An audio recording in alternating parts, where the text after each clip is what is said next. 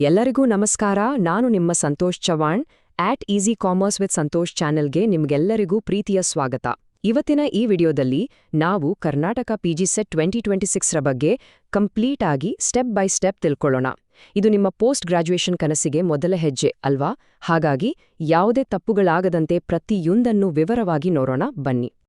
ಸರಿ, ಹಾಗಾದ್ರೆ ಇವತ್ತು ನಾವು ಏನೆಲ್ಲ ನೋಡ್ತೇವೆ ಅಂದ್ರೆ, ಮೊದಲು PGCET ಅಂದ್ರೆ ಏನು ಅಂತ ಬೇಸಿಕ್ಸ್ ಇಂದ ಶುರು ಮಾಡೋಣ. ಆಮೇಲೆ ತುಂಬಾನೇ ಇಂಪಾರ್ಟೆಂಟ್ ಆದ ಡೇಟ್ಸ್ ಮತ್ತೆ ನೀವು ಎಕ್ಸಾಮ್ಗೆ ಎಲಿಜಿಬಲ್ ಇದೀರಾ ಇಲ್ವಾ ಅನ್ನೋದನ್ನ ಚೆಕ್ ಮಾಡೋಣ. ಅದಾದ್ಮೇಲೆ ಆನ್ಲೈನ್ನಲ್ಲಿ ಅಪ್ಲಿಕೇಶನ್ ಹೇಗ್ ಹಾಕೋದು, ಯಾವ ತಪ್ಪುಗಳನ್ನ ಮಾಡಬಾರ್ದು, ಮತ್ತೆ ಕೊನೆಗೆ ಎಕ್ಸಾಮ್ ಪ್ಯಾಟರ್ನ್ ಜೊತೆ ಕೆಲವು ಫೈನಲ್ ಟಿಪ್ಸ್ ಕೂಡ ಹೇಳ್ತೀನಿ. ಮೊದಲಿಗೆ ಈ PGCET ಪರೀಕ್ಷೆ ಅಂದ್ರೆ ಏನು ಅನ್ನೋದನ್ನ ಸರಿಯಾಗಿ ಅರ್ಥ ಮಾಡ್ಕೊಳ್ಳೋಣ. ಯಾಕಂದ್ರೆ ನಾವು ಯಾವುದೇ ಒಂದು ದಾರಿಲಿ ಹೋಗೋಕ್ ಮುಂಚೆ ಆ ದಾರಿ ಬಗ್ಗೆ ತಿಳ್ಕೊಂಡ್ರೆ ನಮ್ಮ ಜರ್ನಿ ತುಂಬಾನೇ ಸುಲಭ ಆಗುತ್ತೆ. ಸೊ ಇದು ನಿಮ್ಮ ಪೋಸ್ಟ್ ಗ್ರಾಜ್ಯುಯೇಷನ್ ಜರ್ನಿಗೆ ಒಂದು ಸ್ಟ್ರಾಂಗ್ ಫೌಂಡೇಶನ್ ಇದ್ದ ಹಾಗೆ. ಸೊ PGCET ಅಂದ್ರೆ Karnataka post graduate common entrance test. ಇದನ್ನ ನಮ್ಮ ಕರ್ನಾಟಕ ಎಕ್ಸಾಮಿನೇಷನ್ಸ್ ಅಥಾರಿಟಿ ಅಂದ್ರೆ KEA ನಡೆಸುತ್ತೆ. ಕರ್ನಾಟಕದಲ್ಲಿರೋ ಟಾಪ್ ಕಾಲೇಜ್ಗಳಲ್ಲಿ ನಿಮಗೆ ಪೋಸ್ಟ್ ಗ್ರಾಜ್ಯುಯೇಟ್ ಕೋರ್ಸ್ಗಳಿಗೆ ಅಡ್ಮಿಷನ್ ಬೇಕು ಅಂದ್ರೆ ಈ ಪರೀಕ್ಷೆ ಬರೆಯೋದು ಕಡ್ಡಾಯ. ನೋಡಿ, ಈ ಒಂದೇ ಒಂದು ಎಕ್ಸಾಮ್ ಮೂಲಕ ನೀವು MBA, MCA, ME, MTech, MArch ಹೀಗೆ ಬೇರೆ ಬೇರೆ ಪ್ರೊಫೆಷನಲ್ ಕೋರ್ಸ್ಗಳಿಗೆ ಅಡ್ಮಿಷನ್ ಪಡ್ಕೋಬಹುದು. ಇದು ನಿಜವಾಗ್ಲೂ ವಿದ್ಯಾರ್ಥಿಗಳಿಗೆ ಒಂದೇ ಪರೀಕ್ಷೆಯಲ್ಲಿ ಹಲವು ಅವಕಾಶಗಳನ್ನ ಕೊಡುತ್ತೆ. ಓಕೆ, ಈಗ ಬರೋಣ ಅತಿ ಮುಖ್ಯವಾದ ವಿಷಯಕ್ಕೆ. ಅದೇನಂದ್ರೆ ದಿನಾಂಕಗಳು. ಪ್ಲೀಸ್ ಇದನ್ನ ಮಾತ್ರ ಮಿಸ್ ಮಾಡ್ಕೋಬೇಡಿ. ಇಲ್ಲಿರೋ ಒಂದೇ ಒಂದು ಡೇಟ್ ಮಿಸ್ ಆದ್ರೂ ನಿಮ್ಮ ಇಡೀ ವರ್ಷ ವೇಸ್ಟ್ ಆಗೋ ಚಾನ್ಸ್ ಇರುತ್ತೆ. ಅದಕ್ಕೆ ತಕ್ಷಣ ನಿಮ್ ಕ್ಯಾಲೆಂಡರ್ ತಗೊಂಡು ಮಾರ್ಕ್ ಮಾಡ್ಕೊಳ್ಳಿ. ಗಮನ ಕೊಟ್ಟು ಕೇಳಿ. ರಿಜಿಸ್ಟ್ರೇಷನ್ ಶುರು ಆಗೋದು ಮಾರ್ಚ್ 23ನೇ ತಾರೀಕು. ಅಪ್ಲಿಕೇಶನ್ ಹಾಕೋಕೆ ಕೊನೆ ದಿನ ಏಪ್ರಿಲ್ 8 ಮತ್ತೆ ಫೀಸ್ ಪೇ ಮಾಡಕ್ಕೆ ಕೊನೆ ದಿನ ಏಪ್ರಿಲ್ 10. ಎಕ್ಸಾಮ್ ಮೇ 23 ಮತ್ತೆ 24ನೇ ತಾರೀಕಿರುತ್ತೆ. ಆ ರಿಸಲ್ಟ್ಸ್ ಜೂನಲ್ಲಿ ಬರುತ್ತೆ. ನನ್ನ ಸಲಹೆ ಏನಂದ್ರೆ ಲಾಸ್ಟ್ ಡೇಟ್ವರೆಗೂ ಕಾಯಕ್ ಹೋಗ್ಬೇಡಿ, ಮೊದಲೇ ಅಪ್ಲೈ ಮಾಡ್ಬಿಡಿ. ಅಪ್ಲಿಕೇಶನ್ ಹಾಕೋ ಆತುರದಲ್ಲಿ ನಾವು ನಮಗೆ ನಾವೇ ಕೇಳ್ಕೋಬೇಕಾದ ಒಂದು ಮುಖ್ಯ ಪ್ರಶ್ನೆ ಇದೆ. ನಾನು ಈ ಪರೀಕ್ಷೆಗೆ ಅರ್ಹನಾ? ಬನ್ನಿ, ನಿಮ್ಮ ಎಲಿಜಿಬಿಲಿಟಿ ಬಗ್ಗೆ ಯಾವುದೇ ಕನ್ಫ್ಯೂಷನ್ ಇಲ್ಲದೆ ಪ್ರತಿಯೊಂದು ಪಾಯಿಂಟ್ನ ಕೂಡ ವಿವರವಾಗಿ ನೋಡೋಣ. ಇಲ್ಲಿ ನೋಡಿ, ಒಂದು ಇಂಟ್ರೆಸ್ಟಿಂಗ್ ವಿಷಯ ಇದೆ. ಫುಲ್ ಟೈಮ್ ಮತ್ತು ಪಾರ್ಟ್ ಟೈಮ್ MBAಗೆ ಇರೋ ವ್ಯತ್ಯಾಸ. ಎರಡಕ್ಕೂ 3 ವರ್ಷದ ಬ್ಯಾಚುಲರ್ ಡಿಗ್ರಿ ಬೇಕೇ ಬೇಕು.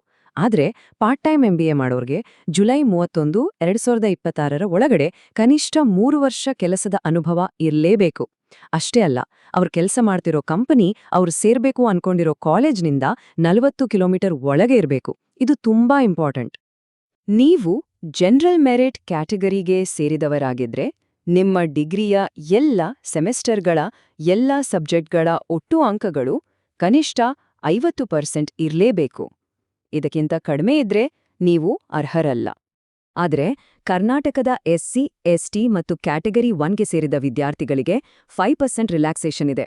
ಅಂದ್ರೆ ಅವರು ತಮ್ಮ ಡಿಗ್ರಿಯಲ್ಲಿ ಒಟ್ಟಾರೆಯಾಗಿ ಮಿನಿಮಮ್ 45% ಅಂಕಗಳನ್ನ ಪಡೆದಿದ್ರೆ ಸಾಕು, ಅವರು ಎಲಿಜಿಬಲ್ ಆಗ್ತಾರೆ. ಈ ಗವರ್ನ್ಮೆಂಟ್ ಕೋಟಾ ಸೀಟ್ಸ್ ಯಾರಿಗೆ ಸಿಗುತ್ತೆ? ಇದು ತುಂಬಾ ಜನರಿಗಿರೋ ಡೌಟ್. ನೋಡಿ, ನೀವು ಕನಿಷ್ಠ 7 ವರ್ಷ ಕರ್ನಾಟಕದಲ್ಲಿ ಸರ್ಕಾರದ ಮಾನ್ಯತೆ ಪಡೆದ ಸಂಸ್ಥೆಯಲ್ಲಿ ಓದಿರ್ಬೇಕು. ಕರ್ನಾಟಕದವರಲ್ಲದ ವಿದ್ಯಾರ್ಥಿಗಳು ಮ್ಯಾನೇಜ್ಮೆಂಟ್ ಸೀಟ್ಗಳಿಗೆ ಮಾತ್ರ ಅಪ್ಲೈ ಮಾಡಬಹುದು.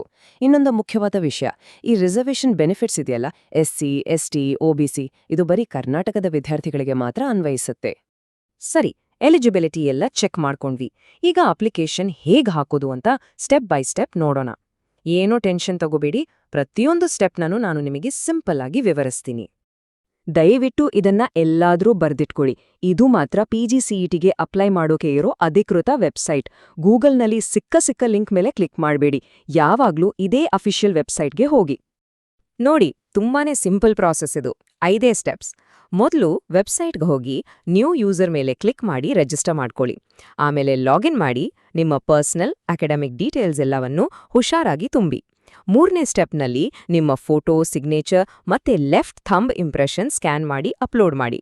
4ನೇದು ಆನ್ಲೈನ್ನಲ್ಲಿ ಫೀಸ್ ಪೇ ಮಾಡಿ. ಕೊನೆಯದಾಗಿ ಎಲ್ಲಾ ಡೀಟೇಲ್ಸ್ ಒಂದ್ಸಲ ಡಬಲ್ ಚೆಕ್ ಮಾಡಿ ಫೈನಲ್ ಸಬ್ಮಿಟ್ ಕೊಡಿ. ಮರಿದೆ ಅದರ ಒಂದು ಕಾಪಿ ಸೇವ್ ಮಾಡ್ಕೊಳ್ಳಿ. ನನ್ನ ಕಡೆಯಿಂದ ನಿಮ್ಗೊಂದು ಸಂಗ ಆದ್ರೆ ತುಂಬಾ ಮುಖ್ಯವಾದ ಟಿಪ್. ನೀವು ರಿಜಿಸ್ಟರ್ ಮಾಡಿರೋ ತಕ್ಷಣ ನಿಮಗೊಂದು ಅಪ್ಲಿಕೇಶನ್ ನಂಬರ್, ಪಾಸ್ವರ್ಡ್ ಸಿಗುತ್ತೆ. ಅದನ್ನ ತಕ್ಷಣ ಎಲ್ಲಾದ್ರೂ ಸೇಫ್ ಆಗಿ ಸೇವ್ ಮಾಡಿಟ್ಕೊಳ್ಳಿ. ಯಾಕಂದ್ರೆ ಅಡ್ಮಿಟ್ ಕಾರ್ಡ್ ಡೌನ್ಲೋಡ್ ಮಾಡೋಕೆ, ರಿಸಲ್ಟ್ ನೋಡೋಕೆ ಹೀಗೆ ಎಲ್ಲ ಕಡೆನೂ ಇದು ಬೇಕೇ ಬೇಕು. ತುಂಬಾ ಜನ ವಿದ್ಯಾರ್ಥಿಗಳು ಚೆನ್ನಾಗಿ ಪ್ರಿಪೇರ್ ಆಗಿರ್ತಾರೆ, ಆದ್ರೆ ಅಪ್ಲಿಕೇಶನ್ ಹಾಕುವಾಗ ಮಾಡೋ ಒಂದೇ ಒಂದು ಸಣ್ಣ ತಪ್ಪಿಂದ ಅವ್ರ ಅಪ್ಲಿಕೇಶನ್ ರಿಜೆಕ್ಟ್ ಆಗ್ಬಿಡುತ್ತೆ. ಆ ತಪ್ಪುಗಳನ್ನ ನೀವು ಮಾಡಬಾರ್ದು. ಅದಕ್ಕೆ ಸಾಮಾನ್ಯವಾಗಿ ಮಾಡೋ ತಪ್ಪುಗಳು ಯಾವುವು ಅಂತ ಈಗ ನೋಡೋಣ. ಹಾಗಾದ್ರೆ ಯಾವ ತಪ್ಪುಗಳಿಂದ ನಿಮ್ಮ ಅಪ್ಲಿಕೇಶನ್ ರಿಜೆಕ್ಟ್ ಆಗಬಹುದು ಯೋಚನೆ ಮಾಡಿದೀರಾ? ಬನ್ನಿ ನೋಡೋಣ. ಇಲ್ಲಿರೋ 4 ತಪ್ಪುಗಳನ್ನ ದಯವಿಟ್ಟು ಮಾಡಬೇಡಿ. ಮೊದಲನೇದು, ನಿಮ್ಮ ಡಿಗ್ರಿ ಮಾರ್ಕ್ಸ್ನ ತಪ್ಪಾಗಿ ಹಾಕೋದು. ಎರಡನೇದು, ನಿಮ್ಮತ್ರ ಸರ್ಟಿಫಿಕೇಟ್ ಇಲ್ದಿದ್ರೂ ಬೇರೆ ಕ್ಯಾಟಗರಿ ಸೆಲೆಕ್ಟ್ ಮಾಡೋದು. ಮೂರನೇದು, ಫೋಟೋ ಅಥವಾ ಸಿಗ್ನೇಚರ್ ಕ್ಲಿಯರ್ ಆಗಿ ಇಲ್ದೇ ಇರೋದು ಅಥವಾ ಹಳೆ ಫೋಟೋ ಹಾಕೋದು. ನಾಲ್ಕನೇ ದೊಡ್ಡ ತಪ್ಪು, ಕೊನೆ ದಿನದವರೆಗೂ ಕಾಯೋದು. ಸರ್ವರ್ ಬ್ಯುಸಿಯಾಗಿ ಅಪ್ಲೈ ಮಾಡೋದಕ್ಕೆ ಆಗದೆ ಹೋಗಬಹುದು. ಇನ್ನೊಂದು ಪ್ರೋಟಿಪ್, ನೀವು ಫೀಸ್ ಪೇ ಮಾಡಿದ್ಮೇಲೆ ಒಂದು ಕನ್ಫರ್ಮೇಷನ್ ಪೇಜ್ ಬರುತ್ತಲ್ವಾ, ಅದನ್ನ ತಪ್ಪದೇ ಸ್ಕ್ರೀನ್ಶಾಟ್ ತಗೊಂಡು ಸೇವ್ ಮಾಡಿಟ್ಕೊಳ್ಳಿ. ಮುಂದೆ ಏನಾದ್ರೂ ಪೇಮೆಂಟ್ ಪ್ರಾಬ್ಲಮ್ ಆದ್ರೆ ಇದು ನಿಮ್ಗೆ ಪ್ರೂಫ್ ಆಗಿರುತ್ತೆ. ಆಯ್ತು, ಅಪ್ಲಿಕೇಶನ್ ಎಲ್ಲ ಹಾಕಿದ್ವಿ. ಈಗ ನೆಕ್ಸ್ಟ್ ಏನು? ಎಕ್ಸಾಮ್. ಅದಕ್ಕೆ ಹೇಗ್ ರೆಡಿ ಆಗ್ಬೇಕು, ಅದರ ಪ್ಯಾಟರ್ನ್ ಹೇಗಿರುತ್ತೆ, ಯಶಸ್ಸು ಗಳಿಸೋಕೆ ಕೆಲವು ಫೈನಲ್ ಟಿಪ್ಸ್ ಏನು ಅಂತ ಈಗ ನೋಡೋಣ ಬನ್ನಿ. MBA ಎಕ್ಸಾಮ್ ಪ್ಯಾಟರ್ನ್ ತುಂಬಾನೇ ಸಿಂಪಲ್ ಆಗಿದೆ. ಒಟ್ಟು 100 ಪ್ರಶ್ನೆಗಳು, 100 ಅಂಕಗಳು. Computer awareness, reasoning, quantitative analysis, English ಮತ್ತೆ ಜನರಲ್ ನಾಲೆಜ್ ಅಂತ 5 ಸೆಕ್ಷನ್ ಇರುತ್ತೆ. ಪ್ರತಿಯೊಂದು ಸೆಕ್ಷನ್ನಿಂದ 20 ಪ್ರಶ್ನೆಗಳು ಬರುತ್ತೆ. ಇಲ್ಲಿ ಒಂದು ಗುಡ್ ನ್ಯೂಸ್ ಏನಂದ್ರೆ ನೆಗೆಟಿವ್ ಮಾರ್ಕಿಂಗ್ ಇಲ್ಲ, ಸೊ ಧೈರ್ಯವಾಗಿ ಎಲ್ಲ ಕ್ವೆಶ್ಚನ್ಸ್ ಅಟೆಂಪ್ಟ್ ಮಾಡಬಹುದು. ಕೊನೆಯದಾಗಿ ಈ ಡಾಕ್ಯುಮೆಂಟ್ ಚೆಕ್ಲಿಸ್ಟ್ ನೋಡಿ.